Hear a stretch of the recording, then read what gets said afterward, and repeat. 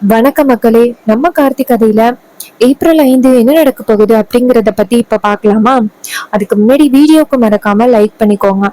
நீங்க லைக் பண்றதுதான் எங்களுக்கு நெக்ஸ்ட் வீடியோ போடுறதுக்கு ரொம்ப இன்ட்ரெஸ்டிங்கா இருக்கும், ஒரு பெரிய மோட்டிவேஷனாகவும் இருக்கும். ஸோ மறக்காம லைக் பண்ணிட்டு இந்த வீடியோவை தொடர்ந்து பாருங்க. என்ன நடக்குது அப்படின்னு பாத்துக்கிட்டீங்கன்னா, அந்த வில்லி இருக்காங்கல்ல, அவங்க வந்துட்டு நேரா டாக்டரை போய் பாக்குறாங்க. டாக்டரை பார்த்துட்டு, இங்க பாருங்க, நான் சொன்ன மாதிரியே நீங்க வந்துட்டு போய் சொல்லியிருக்கீங்க. ஸோ இதனாலேயே எனக்கு வந்துட்டு செம்ம பெனிஃபிட். வீட்டுல உள்ள எல்லாருமே வந்துட்டு அடுத்தடுத்து என்ன நடந்துச்சு அப்படின்னு தெரியாம பல குழப்பத்துல இருக்காங்க. ரேவதிக்கு பழைய ஞாபகங்கள் இனிமே வர்றதுக்கு வாய்ப்பே இல்லை அப்படின்ட்டு எல்லாருமே நினைச்சிட்டு இருக்காங்க. அதையெல்லாம் பாக்குறதுக்கு எனக்கு எவ்வளவு சந்தோஷமா தெரியுமா இருக்கு. இது எல்லாத்துக்கும் காரணம் நீங்க தான். அதான் உங்களுக்கு ஒரு கூடுதலா பணம் கொஞ்சம் கொடுத்துட்டு போலாம் அப்படின்னு வந்தேன். டாக்டர் சொல்றாங்க, இங்க பாருங்க மேடம், நீங்க சொன்ன மாதிரியே நான் போய் சொல்லிட்டேன். நீங்க சொன்ன மாதிரியே மாத்திரை மருந்தையும் ரொம்ப கம்மியா தான் கொடுத்துக்கிட்டு இருக்கேன். இதனால அவங்களுக்கு பழைய ஞாபகங்கள் அவ்வளவு சீக்கிரம் வரப்போறது இல்ல. ஆனா இத பத்தி வேற யாராவது விசாரிச்சா அதுவே பெரிய பிரச்சனை வர்றதுக்கு வாய்ப்புகள் இருக்கு. இத கேட்டதும் அந்த வில்லி சொல்றாங்க, இங்க பாரு, இந்த விஷயத்த பத்தி யாரும் கேக்குறதுக்கு வாய்ப்பு இல்ல.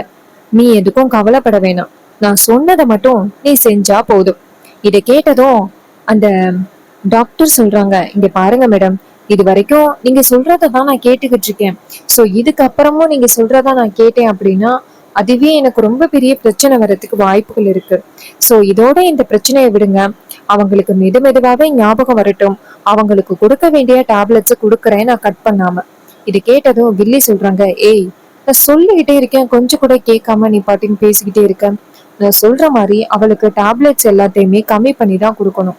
உன் இஷ்டத்துக்கு நீ நிறைய கொடுக்கவே கூடாது. அப்போ டாக்டர் சொல்றாங்க, இல்லைன்னா என்ன பண்ணுவீங்க? அப்ப வில்லி சொல்றாங்க, உன் பிள்ளைங்க தானே வந்துட்டு அந்த ஸ்கூல் போகுது, அதுக்கப்புறம் பெரிய பிரச்சனை ஆகிடும். இது கேட்டதும் டாக்டர் சொல்றாங்க, இங்க பாருங்க, அவங்களுக்கு வந்து எந்த விதத்திலயும் ஆபத்தை கொடுத்துறாதீங்க அப்படின்ட்டு. அப்ப வில்லி சொல்றாங்க, அப்படி எந்த விதத்திலயும் அவங்களுக்கு ஆபத்தை கொடுக்க கூடாது அப்படின்னு நீ நினைச்சேன்னா நான் சொல்றத நீ கேட்டுதான் ஆகணும். இது கேட்டதும் டாக்டர் சொல்றாங்க, சரி, நீங்க சொல்றத நான் கேக்குறேன் அப்படின்ட்டு.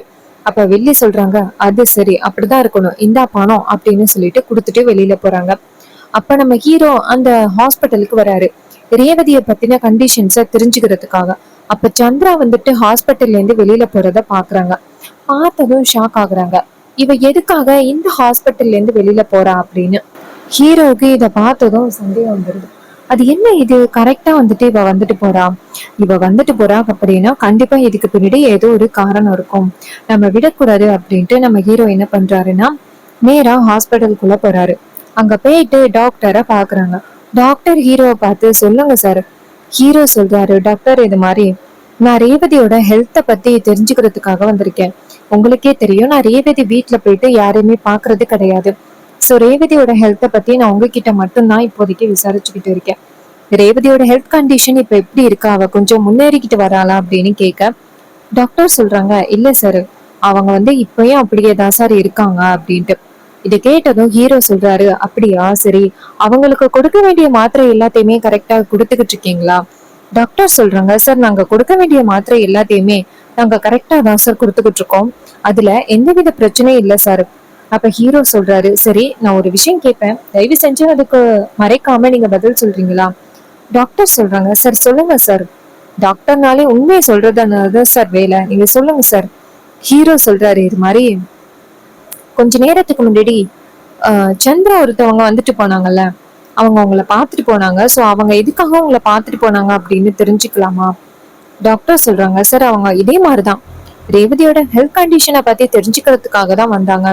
ஹீரோ சொல்றாரு, மேடம், எனக்கு அவங்கள பத்தி நல்லாவே தெரியும்.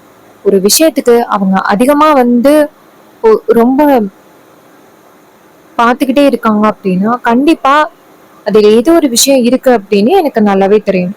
ஏன்னா அவங்க கிட்ட இருந்து இந்த குடும்பத்தை நான் பல நேரத்துல காப்பாத்திருக்கேன். எனக்கு தெரிஞ்சு அவங்க ஏதோ ஒரு விஷயத்துக்காக உங்களை வந்து பார்த்திருக்காங்க. அவங்க ஃபோர்ஸ் பண்ணி நீங்க இந்த விஷயமும் பொய் சொல்லல இல்ல. இதை கேட்டதும் டாக்டர் சொல்றாங்க, சார், நாங்க பொய் எல்லாம் சொல்லல சார். தயவு செஞ்சு எங்க மேல இப்படி அபாண்டமா பழி போடாதீங்க. நாங்க பொய் சொல்லணும் அப்படின்னு அவசியமும் இல்லை. அப்ப ஹீரோ சொல்றாரு, இங்க பாருங்க, நீங்க உண்மையை சொல்லிட்டீங்கன்னா அது ரொம்ப நல்லது. ஒருவேளை நீங்க பொய் சொன்னீங்க அப்படின்னு எனக்கு தெரிஞ்சிச்சு அப்படின்னா அது உங்களோட ஹாஸ்பிட்டலுக்கு பெரிய பிரச்சனையை கொண்டுட்டு வரும். இதை கேட்டதும் டாக்டர் சொல்றாங்க, சார் சார் அப்படியெல்லாம் இது சொல்லி என்ன மிரட்டாதீங்க சார். ஹீரோ சொல்றாரு, சொல்லுங்க. அந்த சந்திரா இப்ப உங்ககிட்ட என்ன பேசிட்டு போனாங்க? ரேவதியோட ஹெல்த் கண்டிஷன் இப்ப எப்படி இருக்கு சொல்லுங்க. இதை கேட்டதும் டாக்டர் சொல்றாங்க, சார் இதான் சார் ரேவதி மேடத்தோட உண்மையான ரிப்போர்ட். அவங்களுக்கு எந்த பிரச்சனையும் இல்லை சார். அவங்களுக்கு வந்துட்டு ஒரு தடவை ஞாபகப்படுத்தினாலே அவங்களுக்கு ஞாபகத்துக்கு வர்றதுக்கு நிறைய வாய்ப்புகள் இருக்கு சார். ஆனா இப்ப கொஞ்ச நேரத்துக்கு முன்னாடி வந்துட்டு போனாங்கல்ல, அவங்க அன்னைக்கு என்ன மிரட்டினாங்க சார். ஒருவேளை நான் அப்படி சொல்லல அப்படின்னா கண்டிப்பா என்னோட குடும்பத்துக்கு பெரிய ஆபத்தை கொடுப்பேன் அப்படின்னு சொல்லி மிரட்டினாங்க. சோ வேற வழி இல்லாதமா சார் நான் வந்துட்டு அப்படி போய் சொன்னேன். தயவு செஞ்சு என்னை மன்னிச்சிருங்க சார். அவங்க கிட்ட இருந்து என் குடும்பத்தை பாதுகாக்கணும் அப்படிங்கிற ஒரு நோக்கத்துக்காக தான் நான் போய் சொன்னேன். இதை கேட்டதும் நம்ம ஹீரோ ஷாக் ஆகுறாரு. இப்படி போய் சொல்லிட்டு உங்களால இப்படி நிம்மதியா இருக்க முடியுது? ஏன் இப்படி போய் சொன்னீங்க அப்படின்னு. அதுக்கு டாக்டர் சொல்றாங்க, சார் என் குடும்பத்தை பாதுகாக்கணும் அப்படிங்கிறதுக்காக நான் போய் சொல்லிட்டேன். மறுபடியும் கண்டிப்பா இந்த மாதிரி பண்ண மாட்டேன். உங்க ஒய்ஃபுக்கு எந்தவித ப்ராப்ளமும் இல்ல, இதுல இருக்கு சார் ரிப்போர்ட்ஸ் அப்படின்னு சொல்லிட்டு கொடுக்க. அப்ப ஹீரோ சொல்றாரு, இங்க பாருங்க, என்கிட்ட சொன்ன அதே விஷயத்த என் குடும்பத்துல உள்ளவங்க கிட்ட நீங்க வந்து சொல்லணும். அப்பதான் என் குடும்பத்துல உள்ளவங்க இத நம்புவாங்க. ரேவதிக்கு ரொம்ப பெரிய ஆபத்துன்னு நினைச்சு வீட்டுல உள்ள எல்லாருமே ரொம்ப பயத்துல இருக்காங்க. சோ நீங்க தான் தயவு செஞ்சு அவங்க கிட்ட சொல்லி புரிய வைக்கணும். இத கேட்டதும் டாக்டர் சொல்றாங்க, சரிங்க சார், நாங்க கண்டிப்பா சொல்லி புரிய வைக்கிறோம். நாங்க இப்பவே வந்து இது எல்லாத்துக்குமே காரணம் சந்திரா மேடம் அப்படிங்கறத பத்தியும் நாங்க சொல்றோம். இத கேட்டதும் ஹீரோ சொல்றாரு, சரி வாங்க அப்படின்னு சொல்லிட்டு நேரா அந்த மேடத்தை கூட்டிக்கிட்டு கிளம்புறாங்க. நேரா டாக்டரை கூட்டிக்கிட்டு வீட்டுக்கு போறாங்க. அங்க வந்துட்டு நம்ம ஹீரோ என்ன பண்றாருன்னா டாக்டர் கிட்ட, இங்க பாருங்க, நீங்க வெளியில நின்னுங்க, நீங்க வெளியில நிற்கிறதுதான் நல்லது. நான் போயிட்டு ஃபர்ஸ்ட் வீட்டுல உள்ளவங்க கிட்ட பேசுறேன், அவங்க கிட்ட எடுத்து சொல்றேன், அதுக்கப்புறம் வந்துட்டு நீங்க வாங்க. டாக்டரும் சரி அப்படின்னு சொல்றாங்க. அப்புறமா ஹீரோ நேரா வீட்டுக்குள்ள போறாரு. ஹீரோ வீட்டுக்குள்ள வரத பார்த்துட்டு வில்லி வந்துட்டு, டேய் வெளியிலே நின்னுடா, உன்னை யாரா வீட்டுக்குள்ள வர சொன்னது அப்படின்னு சொல்றாங்க. அப்ப ஹீரோ சொல்றாரு, இங்க பாருங்க, நீங்க வந்துட்டு என்ன வீட்டுக்குள்ள வரக்கூடாது அப்படின்னு சொல்றதுக்கு எந்த விதத்துலயும் ரைட்ஸ் கிடையாது. உங்களுக்கு ஒரு முடிவு கட்டுறதுக்காக தான் நான் இங்க வந்திருக்கேன். மரியாதையா ஓரத்துல நின்னுங்க அப்படின்னு சொன்னதும் வில்லிக்கு ஷாக் ஆகுது. என்ன இது, இவன் இந்த அளவுக்கு கோவத்துல வந்திருக்கான்?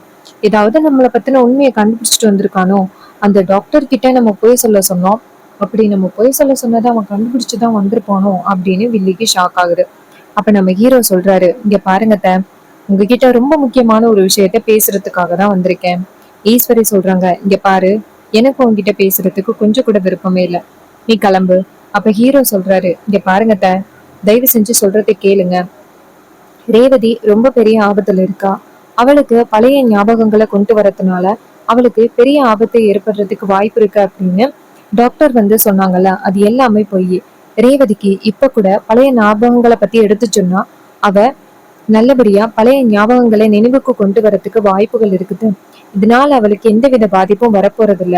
அவளுக்கு டேப்லெட்ஸ் கொடுத்து சரி பண்ணலாம். ஆனா டாக்டர் வந்துட்டு சரியா அவளுக்கு டேப்லெட்ஸை கொடுக்கவே இல்லை.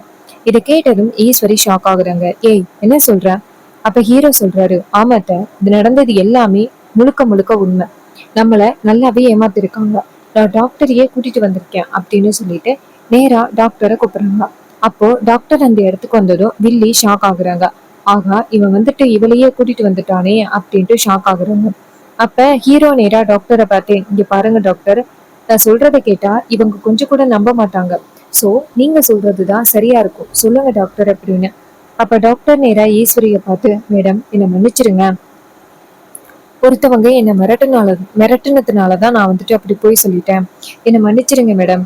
ஈஸ்வரி சொல்றாங்க, என்ன டாக்டர் சொல்றீங்க, எனக்கு ஒண்ணுமே புரியவே இல்லை.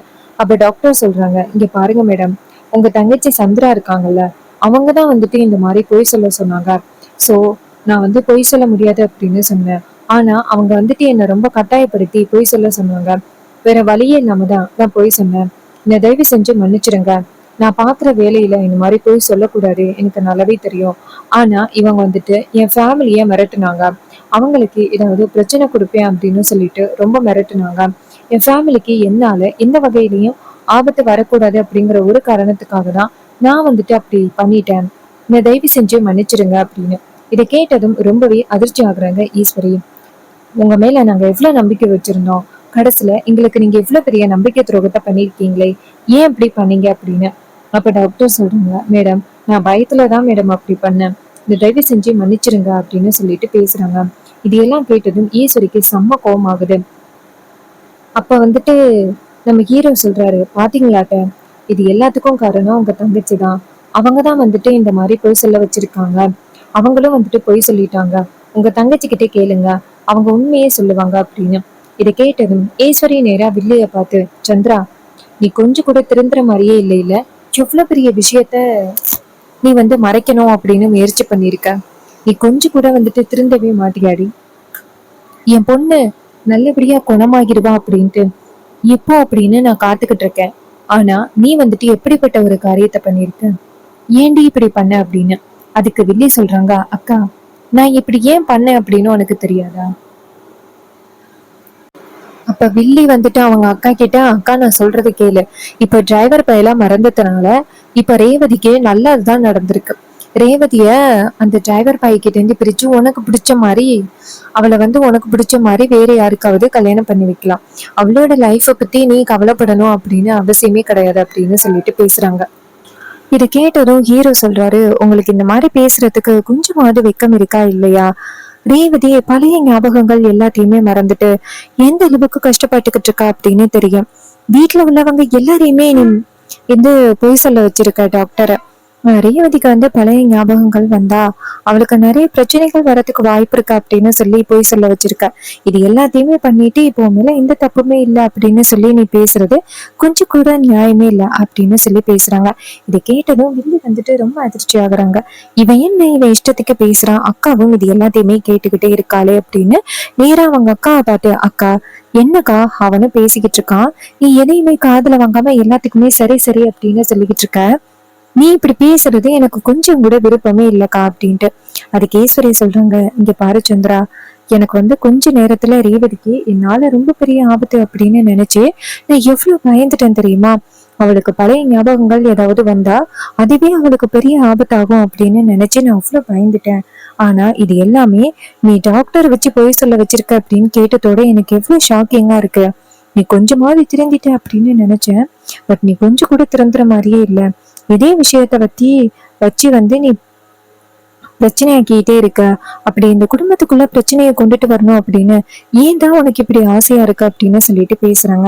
இதையெல்லாம் கேட்டதும் வில்லி ரொம்ப அதிர்ச்சி ஆகுறாங்க. அப்ப வில்லி சொல்றாங்க, இல்லக்கா நான் சொல்றது கேளு. ஈஸ்வரி சொல்றாங்க, போதும், இதுக்கு மேலேயும் நீ என்கிட்ட எதுவும் சொல்லணும் அப்படின்னு அவசியமே கிடையாது. மரியாதையா இந்த இடத்த விட்டு போயிரு. நீ வந்து இந்த குடும்பத்தை அதிகப்படியா கஷ்டப்படுத்தணும் அப்படின்னு நினைச்சு நீ பின்தொடர்ந்துகிட்டே இருக்க. இதுக்கு மேலேயும் கண்டிப்பா எனக்கு உன்னால வந்து சப்போர்ட் பண்ணவே முடியாது. இந்த இடத்த விட்டு போயிரு அப்படின்னு சொன்னதும் ரொம்பவே அதிர்ச்சி ஆகுறாங்க வில்லி. அப்ப ஹீரோ சொல்றாரு, அத்தை இப்பயாவது புரியுதா, நான் எந்த விதத்திலயும் இந்த குடும்பத்துக்கு எந்த விதத்திலயும் பாதிப்பு கொடுக்கல அப்படின்னு இப்பயாவது புரியுதா அத்தை அப்படின்னு சொல்லிட்டு கேக்குறாங்க. ஸோ கண்டிப்பா நம்ம ஹீரோ சீக்கிரம் ரேவதிக்கு பழைய ஞாபகங்களை கொண்டு வரதுக்காக பல வகையில முயற்சி பண்ணுவாரு அப்படிங்கிறது நமக்கு தெரியுது. ஸோ இதே மாதிரி இன்னுமே அப்டேட்ஸ் நம்ம சேனல்ல நீங்க தொடர்ந்து பார்க்கலாம். இதே மாதிரி நம்ம சேனல்ல நிறைய வீடியோஸ் பார்க்கணும் அப்படின்னு நினைச்சீங்கன்னா சேனலை மறக்காம சப்ஸ்கிரைப் பண்ணிட்டு பக்கத்துல உள்ள பெல் ஐக்கானையும் கிளிக் பண்ணி ஆல்னு செட் பண்ணிக்கோங்க. அப்பதாங்க அடுத்தடுத்து வீடியோஸ் போடும் பொழுது உங்களுக்கு தொடர்ச்சியா நோட்டிபிகேஷன் வரும். அது மட்டும் இல்லாம நம்ம கிட்ட ஹேர் கிளிப்ஸ் அண்ட் அக்சசரிஸ் வந்துட்டு அவைலபிளா இருக்கு. 5 rupeesல இருந்து ஜஸ்ட் 10 rupees வரைக்கும் வந்து நிறைய ஆஃபர்ஸ் இருக்கு. எந்த ஆஃபர்ஸை பயன்படுத்திக்கணும் அப்படின்னா கமெண்ட்ல ஹாய் அப்படின்னு மெசேஜ் பண்ணுங்க. நீங்க ஹாய் அப்படின்னு மெசேஜ் பண்ணீங்கன்னா இந்த ப்ராடக்ட்டை எப்படி பை பண்றது அப்படிங்கறத பத்தி உங்ககிட்ட சொல்லுவேன். கண்டிப்பா வந்துட்டு நம்ம ஹீரோ எப்படியாவது ரேவதிக்கு பழைய ஞாபகங்கள் வரணும் அப்படின்னு ஏதாவது ஒரு வகையில முயற்சி பண்ணுவாரு. இது அப்கமிங் எபிசோடுல கண்டிப்பா நடக்க போகுது. ரொம்ப பெரிய ட்விஸ்ட் அண்ட் டர்ன்ஸ் எல்லாம் நடக்க போகுது. வெயிட் பண்ணி பார்ப்போம். தேங்க்யூ ஃபார் வாட்சிங்.